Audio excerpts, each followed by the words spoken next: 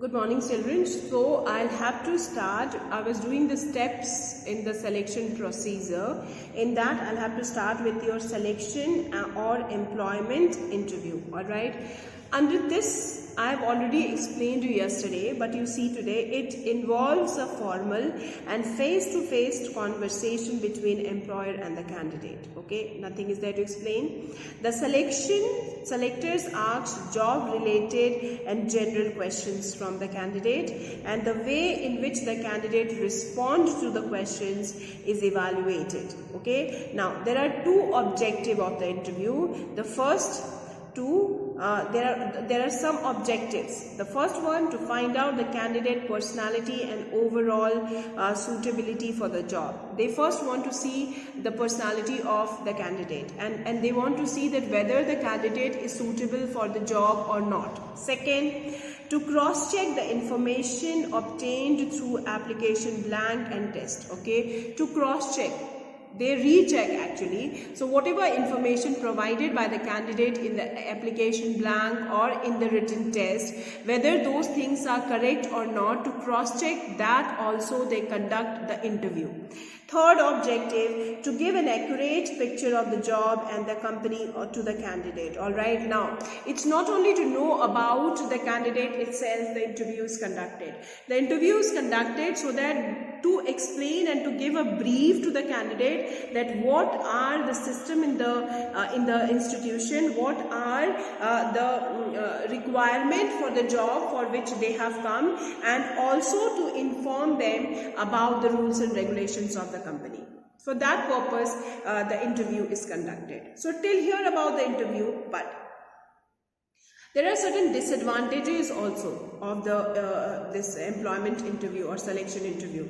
You see, it is given in the book. First, it is time consuming and expensive. Obviously, they have to call several candidates. They have to arrange many things. So it is time consuming and it is expensive. Second demerit, it can test only the personality of the candidate, not his skill. Obviously, sitting on the table, you cannot check the skill of the person. To check the skill of the person, you need to give the work to that person, so that that person can do the work, and then only you will be able to see and know whether that person is able to do the work properly or not. So interview is just a way to check the personality, and we never be able to check the skill of the candidate. That is the next demerit of the interview. Third, the interviewer may not be an expert and may fail to extract all the relevant information from the candidate. Obviously, it is not only the candidate who is giving interview. The person who is taking interview must be capable enough.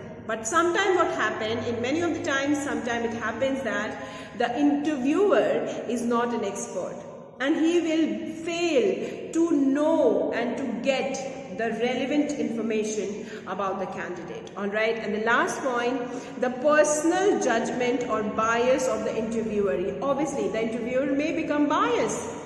The interviewer may follow, some kind of the other legal way. Maybe he will appoint his own known people and not the person who is actually capable too. So such chances are also there in case of the interview. But although interview is always considered as the best way of selection of the candidate. Okay, then after the fourth step, there starts the fifth step. After interview, they decide that, okay, these are the candidates whom I want to keep in my institution. Okay, and then they send those candidate for the medical or physical examination to check their physical status. Now see the point and underline. Candidates who are found suitable after interview are called for a physical examination. Okay, so in the interview, those who will they will find, okay, these are the candidates, they are suitable for the job, they are going to call for the medical physical examination. Then a medical checkup of such candidate is done by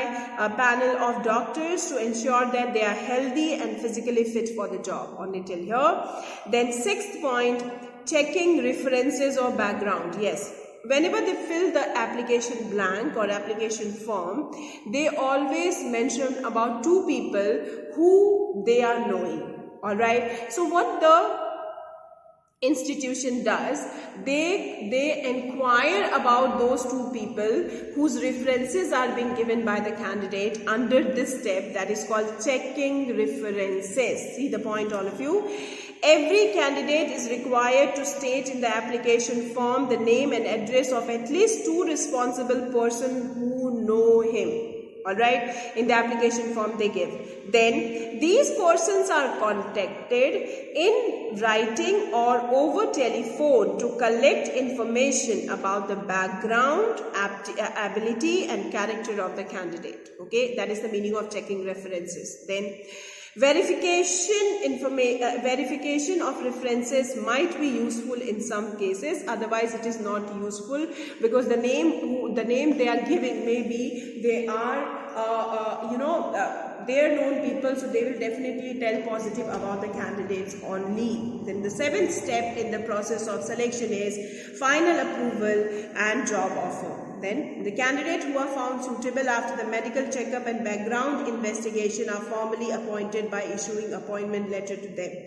They are asked to join duty by the specified date. Alright. Once the candidate accepts the job offer, in written contract of employment is made between employer and the candidate till here. Alright. So we people have completed today the topic selection. So we have done staffing. Under staffing we have completed the first step of staffing, recruitment. We have studied about recruitment. We have studied about selection. Now we need to study about the third step in the process of staffing, that is called training. Now, you know that under selection they have decided that these are the candidates who are going to be the part of the institution. Now, the candidate may be specialized for the job position, but the candidate need to understand the system of the institution. The candidate need to understand the technology which is being used in the organization. For this, they give training to the selected candidate. That is the third step, and that we have to study in detail now. What is training? Okay, now see page number 237, all of you. Meaning of training. Training is the process of improving the job knowledge and skill of employees. I have already told you. Obviously, the candidate is selected because the candidate is specialized. The candidate has the skill. But still, the training is going to improve the job knowledge. The job which a candidate is going to do is belong to a particular organization. So how they have to perform this job, what kind of the system they need to follow to perform this job, that thing a candidate will only able to know through training. So, training is the process of improving the job knowledge and skill of employees so as to enable them to perform well. It is an organized or systematic activity wherein people acquire knowledge and skill for doing a specific job. It is two-way process because there must be someone to learn and someone to teach. Then the purpose of training, this is important line, is to mold the behavior of the people so that they can do their job in their better way. Is it clear to all of you? Now, what they do, what kind of the steps they take, this is important. So, a training program is here. A training is the process of, this line is important, imparting information and knowledge to the employees. Imparting means educating. As an organized activity, training is designed to create change in the thinking and behavior of people. Training is a continuous process because there is no end to learning and the person has to learn continuously new technology, new pattern of behavior and new lifestyle. Okay, then training is necessary for new as well as existing employees so that they may perform their job properly. Till here is the complete concept of training. Is it clear? Now, next what we need to study is the distinction among training, education and development. If you see the word training, training is nothing but educating. Or if training and educating comes together, then what happens? Development. But there is a thin line of difference between training, education and development. That you people need to understand. Okay? Under this you see a distinction between training and education is given, okay, in the chart, and distinction between training and development is given in the chart. Okay. Okay, so you people try to study this. Okay, in my next video I am going to explain you the distinction among training, education and development. Your exam is from 23rd.